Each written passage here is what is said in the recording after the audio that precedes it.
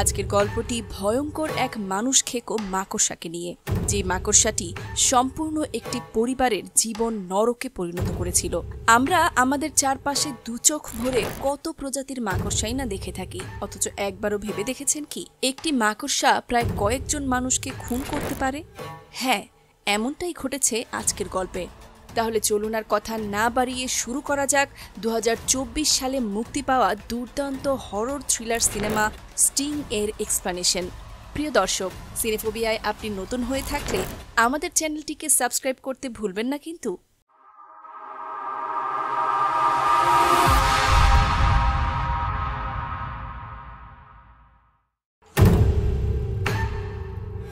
এই দাদির নাম হেলগা। তিনি নিজের সোফায় বসে মন দিয়ে কুরুশের কাজ করছিলেন। হঠাৎ রুমের এয়ার ডাক্ট থেকে কিছু একটা নড়াচড়ার শব্দ তার কানে পৌঁছায়। শব্দ শুনে তিনি ভাবেন যে কোনো প্রাণী হয়তো এয়ার ডাক্টে ঘোরাফেরা করছে। এই প্রাণীর হাত থেকে রক্ষা পেতে তিনি এক্সট্রামিনেটরের নাম্বারে কল করেন। এক্সট্রামিনেটরেরা মূলত কোনো প্রাণী মারা গেলে তাদের লাশ সরিয়ে ফেলে। সমস্যা হলো হেলগার ছিল অ্যালজাইমার্স, যার কারণে তিনি কোনো বিষয়ই বেশিক্ষণ মনে রাখতে পারতেন না। এজন্য তার বাড়ির লোক একটা কাগজে তার নাম ঠিকানা লিখে রেখেছিল। এক্সট্রামিনেটর ফ্র্যাঙ্ক ফোন ধরার পর সেই ঠিকানা শুনে ভাবনায় পড়ে যায়।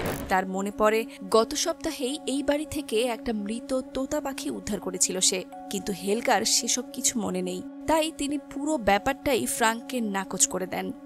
একটু পর ফ্র্যাঙ্ক বাড়ির সামনে এসে বেল বাজায়, কিন্তু হেলগা তো ভুলেই গিয়েছেন যে তিনি কাউকে কল করেছিলেন। হেলগার দরজার কাছে যাওয়ার আগেই দেয়ালে সে কিছুটা আঠালো এবং দুর্গন্ধযুক্ত তরল দেখতে পায়। তার রীতিমতো রাগ লাগতে শুরু করে। হেলগাও তার ফ্ল্যাটের দরজা খুলে দেন। দরজা খুলতেই ফ্র্যাঙ্ক হেলগাকে রীতিমতো ঝাড়ি দেয় আর বলে, আমি থাকতে আমার এলাকায় অন্য কাউকে কাজ দেওয়ার মানে কি? আর তার চেয়েও বড় কথা, ওরা তো কোনো কাজ ঠিকমতো করতেই পারে না। এই যে দেখুন না, এয়ার ডাক্টটাও ঠিকমতো পরিষ্কার করতে পারেনি। কিন্তু হেলগা ফ্র্যাঙ্কের একটা কথাও বুঝতে পারছিলেন না। তার মনেও নেই তিনি নিজেই ফ্র্যাঙ্ককে কল করে ডেকেছিলেন। এমন এক দ্বিধাদ্বন্দ্বের মাঝখানে আবারও ডাক্ট থেকে শব্দ শোনা যায়। অতশত না ভেবে তিনি ফ্র্যাঙ্ককে ভেতরে আসতে দেন। সে এবার হেলগার পুরো ফ্ল্যাটটা চেক করে দেখতে থাকে। ঘরের দরজার সামনে সে একটি রক্তাক্ত হেলমেট পরে থাকতে দেখে, যা দেখার পর সে বেশ ভয়েই দরজাটা খোলার চেষ্টা করে। আর তখনই ভেতর থেকে কিছু একটা তাকে টেনে ভেতরে নিয়ে যায়। এইদিকে ভুলোমনা হেলগা ফ্র্যাঙ্ককে চুপ করতে বলে নিজের মনেই সোয়েটার বুনতে থাকে।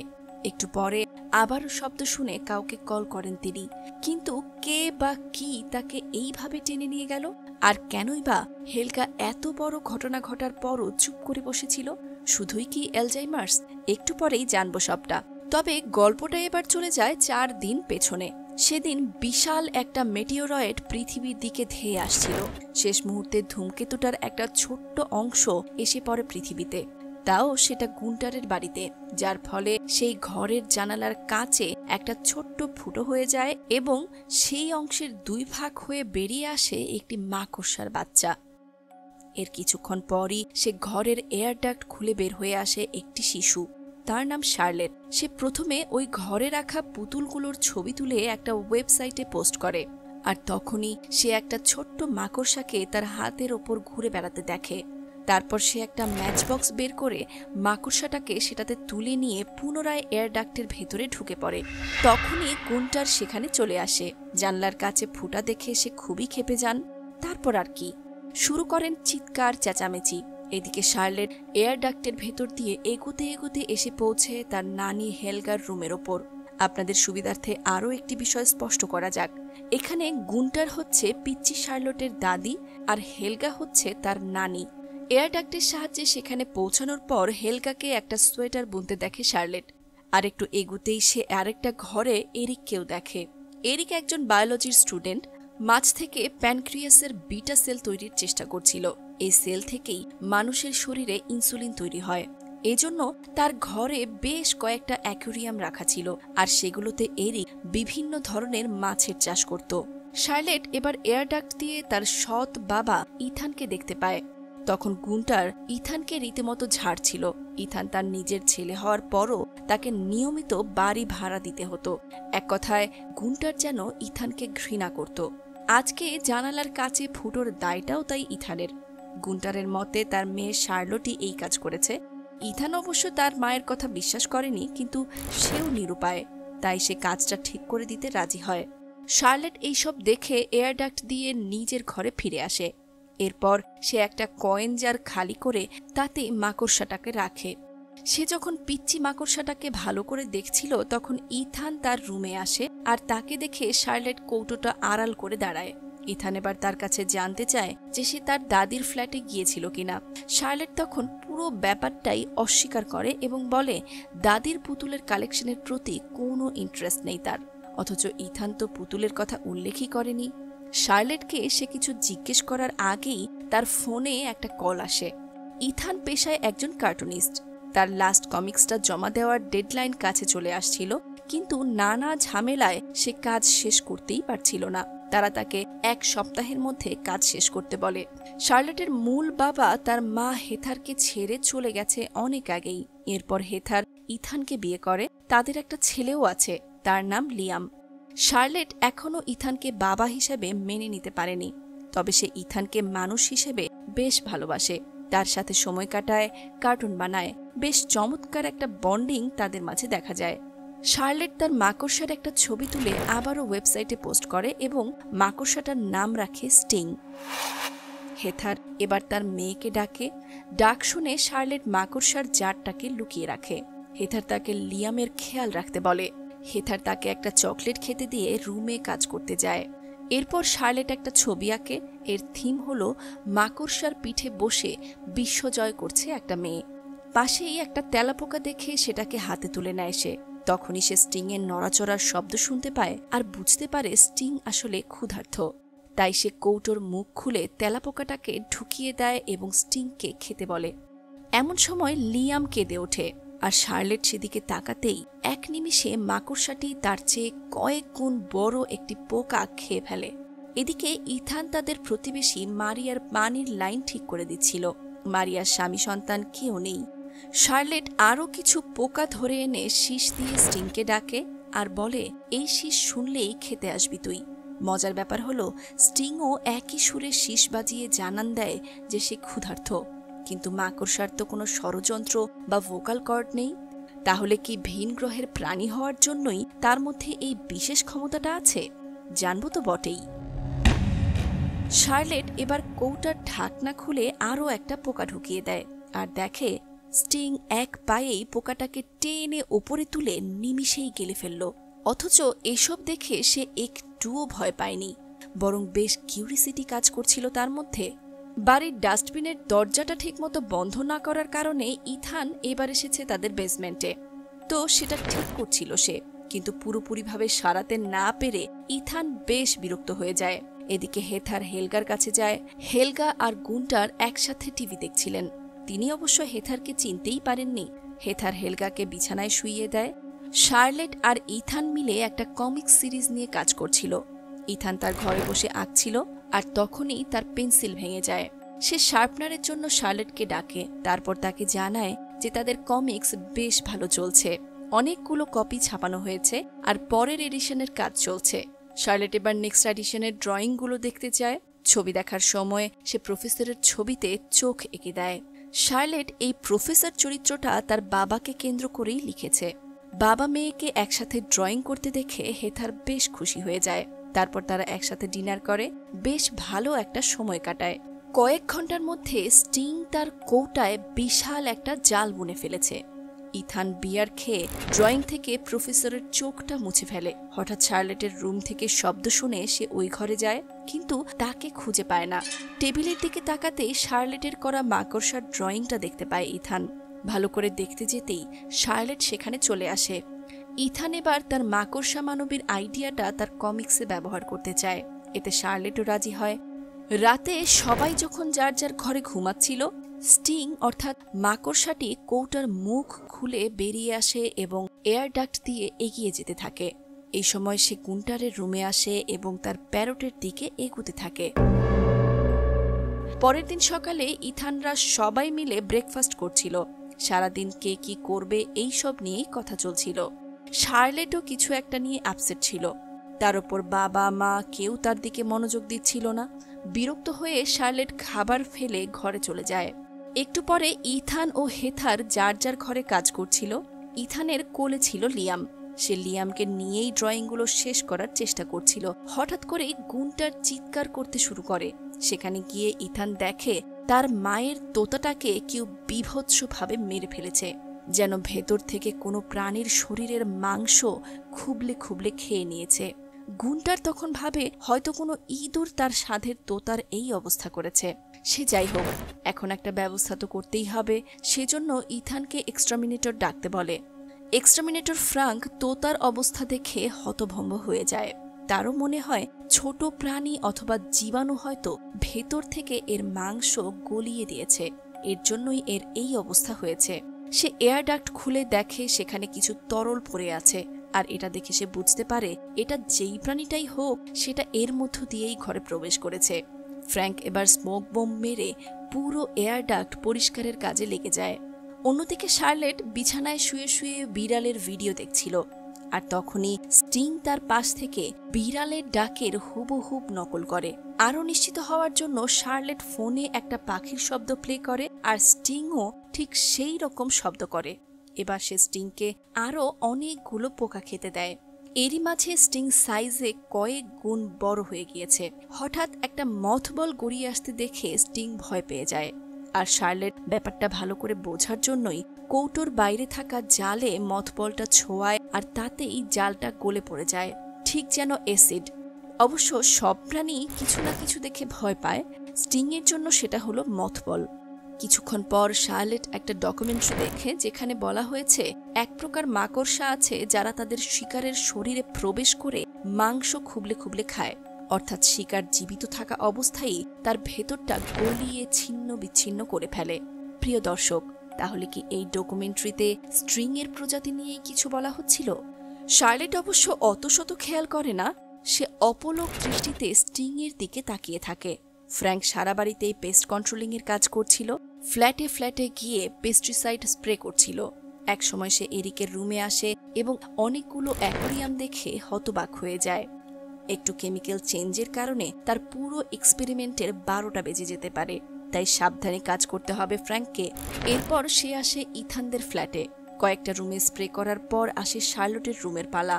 ফ্র্যাঙ্ক যখন তার রুমে ঢুকে স্প্রে করতে যাবে, ঠিক তখনই শার্লট এখানে আসে এবং ফ্র্যাঙ্ককে বের হয়ে যেতে বলে। কিন্তু ফ্র্যাঙ্ক বুঝতে পারে না কেন তাকে এইরকম কিছু করতে হবে। শার্লট তখন তাকে স্টিং এর ব্যাপারে সবকিছু বলে। ফ্র্যাঙ্ক তখন জানায় মাকড়সাদের পোষ মানানো যায় না, কারণ তারা ভালোবাসতেই জানে না, তারা শুধু খেতে আর খুন করতে পারে। কিন্তু শার্লট তার কথায় বেশ বিরক্ত হয়। সে জানায় স্টিং সবার চেয়ে আলাদা, সে বেশ বুদ্ধিমান। ফ্র্যাঙ্ক স্টিংকে দেখতে চাইলে সে রাজি হয়। কোটার নিচ থেকে স্টিংকে দেখে ফ্র্যাঙ্ক বেশ ঘাবড়ে যায়। কাজ শেষে ফ্র্যাঙ্ক যা পেমেন্ট চেয়েছিল তার অর্ধেক দেয় গুন্টার। ফ্র্যাঙ্ক এতে বেশ ক্ষেপে যায়, কিন্তু ইথান তাকে কোনো মতে বুঝিয়ে ফেরত পাঠিয়ে দেয়। রাত গভীর হলে স্টিং পুনরায় তার কৌটা খুলে বেরিয়ে আসে এবং এয়ার ডাক্টের ভেতর দিয়ে এগোতে থাকে তার শিকারের দিকে। কিন্তু মূল প্রশ্ন হচ্ছে, এবার তার শিকার কে? একটু পরে মারিয়ার কুকুর ঘেউ ঘেউ করতে শুরু করে। বিরক্ত মারিয়া তাকে ঘর থেকে বের করে দিয়ে রান্নাঘরে এসে ওয়াইন খেতে থাকে। তারপর ওষুধের ক্যাবিনেট খুলে একটা অ্যান্টিডিপ্রেসেন্ট বের করে নিয়ে আসে। ওষুধের কৌটার ঠিক পেছনেই ছিল স্টিং। মারিয়া এবার তার স্বামী সন্তানের ছবি দেখে কাঁদতে শুরু করে। হঠাৎ ছবির ওপর থেকে স্টিং লাফ দেয় তার মুখের ওপর। মারিয়া ভয়ে মেঝেতে পড়ে যায়। মাথায় প্রচণ্ড আঘাত লাগে তার। কোনো রকমে টলমল করতে করতে সে ওয়াশরুমে পৌঁছায়। স্টিং যেখানে লাফ দিয়েছিল সেইখানে বিশাল এক দাগ হয়ে গিয়েছিল মারিয়ার। ঠিক তখনই স্টিংকে আবারও দেখতে পায়। ভয়ে সরে যাওয়ার চেষ্টা করতেই মারিয়া আবারও পড়ে যায় মেঝেতে। মাথাটা গিয়ে লাগে একটা বক্সে। সে মুখ হা করে শুধু শ্বাস নিচ্ছিল, আর তখনই স্টিং তার মুখের মধ্যে প্রবেশ করে খাদ্যনালীর দ্বারা পেটের ভেতরে ঢুকে যায়। অতঃপর পেটের সব কিছু গলিয়ে চামড়া কেটে বের হয়ে আসে। সেদিন খুবই বীভৎসভাবে জীবনের ইতি ঘটে মারিয়ার। পরের দিন সকালে শার্লেট এরিকের সাথে কথা বলতে চায়। আসলে স্টিং খুব দ্রুত বড় হচ্ছিল, যার কারণে শার্লেট একটা ফিশ ট্যাঙ্ক কিনতে যাচ্ছে। আর এই বিষয়ে জানতেই সে এরিকের কাছে এসেছে। এরিককে স্টিং এর ব্যাপারে বলার পর সে বেশ আগ্রহ দেখায়, কিন্তু এরিক বুঝতে পারছিল না এটা কোনো বিষধর মাকড়সা কিনা, অথবা এটা ঠিক কোন প্রজাতির মাকড়সা। আর মাকড়সারা কখনোই ঘন্টায় ঘন্টায় সাইজে দ্বিগুণ হতে পারে না, আবার শীষও বাজাতে পারে না। সব মিলিয়ে এরিক আরও ভালোভাবে পরীক্ষা নিরীক্ষা করে দেখার জন্য স্টিংকে 2-1 দিনের জন্য নিজের কাছে রাখতে চায়। শার্লেট এতে রাজি হয়, তবে ইথানকে এই ব্যাপারে কিছু জানাতে নিষেধ করে সে। একদিন হেথার আর ইথানের মধ্যে ছোট্ট একটা বিষয় নিয়ে কথা কাটাকাটি হচ্ছিল। ঝগড়ার এক পর্যায়ে তারা এয়ার ডাক্টে একটা শব্দ শুনতে পায়। ডাক্টের মুখ খুলতেই বেরিয়ে আসে মারিয়ার কুকুর বনি। ইথান বনিকে নিয়ে মারিয়ার দরজায় নক করে, কিন্তু ভেতর থেকে কোনো সাড়া শব্দ পাওয়া যাচ্ছিল না। যাবেই বা কি করে? মারিয়া তো অনেক আগেই মারা গিয়েছে। কোনো উপায়ান্তর না দেখে ইথান তার কাছে থাকা অতিরিক্ত চাবি দিয়ে মারিয়ার ফ্ল্যাটের দরজা খোলে আর বনিকে ভেতরে ঢুকতে দেয়। একটু পরেই বনি চেঁচামেচি শুরু করে দেয়, যার কারণে ইথানও ভেতরে ঢোকে। রক্তের দাগ দেখে সে বেশ ঘাবড়ে যায়, তবু কিছুটা সাহস নিয়ে দাগ ফলো করে ওয়াশরুমে যেতেই মারিয়ার মরদেহটা খুঁজে পায় সে। এরপর সে পুলিশে খবর দেয়, আর পুলিশ এসে তাকে নানান রকম প্রশ্ন করতে থাকে। হঠাৎ ইথানের ফোনটা বেজে ওঠে। এরিক তাকে ফোন করে নিজের ফ্ল্যাটে ডেকেছে। এরিক ইথানকে জানায় শার্লেট একটা মাকড়সা পালছে, সম্ভবত এটা কোনো বিপজ্জনক প্রজাতির মাকড়সা। এটাই হয়তো তোতাটাকে মেরে ফেলেছে। ইথান ভাবে ছোট একটা মাকড়সা নিয়ে এত চিন্তা করার কি আছে। এরিক তখন তাকে স্টিংকে দেখায়। স্টিং এর সাইজ দেখে ইথানও বেশ ভয় পেয়ে যায়। বাসায় ফিরে ইথান শার্লেটকে স্টিং এর ব্যাপারে জিজ্ঞেস করে। এতে সে বুঝতে পারে এরিক ইথানকে সবটা জানিয়েছে। ইথান তখন জানায় এরিক স্টিংকে বিল্ডিং এর বাইরে পাঠিয়ে দিয়েছে। এটা শুনে শার্লেট ক্ষেপে ওঠে। সে এরিকের ফ্ল্যাটের সামনে গিয়ে দরজা ধাক্কাতে থাকে, কিন্তু কোনো লাভ হয় না, কারণ এরিক সেই সময় দরজা খোলেনি। ফিরে এসে সে স্টিং এর এই পরিণতির জন্য ইথানকেই দায়ী করে। ইথানও অনেক রেগে যায়। এদিকে এরিক কিন্তু স্টিংকে নিজের কাছেই রেখে দিয়েছিল। সে তার অ্যাকোরিয়ামের মাছগুলো খাইয়ে তাকে আরো বড় করছিল। স্টিংকে নিয়ে যেন কোনো বিশেষ উদ্দেশ্য আছে তার। রাতে এরিক যখন ঘুমাচ্ছিল, স্টিং অ্যাকোরিয়াম ভেঙে বেরিয়ে আসে। শার্লেট ইথানের কমিক্সটাকে আরও একবার পড়ে জানালা দিয়ে ছুঁড়ে ফেলে দেয়। রাত আরেকটু গভীর হলে গুন্টার তার বিড়ালকে খুঁজতে থাকে। খুঁজতে খুঁজতে একসময় বারান্দায় চলে আসে আর একটা এয়ার ডাক্টের মুখ পড়ে থাকতে দেখে সেখানে এগিয়ে যায়। আর তখনই বিড়ালের ডাক শুনতে পায়। বিড়ালকে খোঁজার জন্য এয়ার ডাক্টের একটু ভেতরে যেতেই স্টিং এসে তাকে টেনে ভেতরে নিয়ে যায়। পরের দিন সকালে ইথান টিভি ঠিক করতে গিয়ে ঘুষি মেরে টিভিটাই ভেঙে ফেলে। এই ঘটনায় হেথার খুবই রেগে যায়। দুজনে রীতিমতো ঝগড়া শুরু করে দেয়।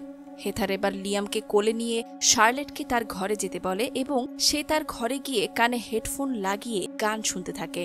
কথা কাটাকাটির এক পর্যায়ে হেথার সিলিংয়ে একটা বিশাল মাকড়সা দেখতে পায়। ভয়ে চিৎকার দেওয়ার সাথে সাথে সে ইথানের গায়ে এসে পড়ে আর তার গায়ে হুল ফুটিয়ে দেয়। ইথান মেঝেতে পড়ে যায়। একই পরিণতি হয় হেথারেরও। এরপর স্টিং হেথারকে টেনে নিয়ে যায়।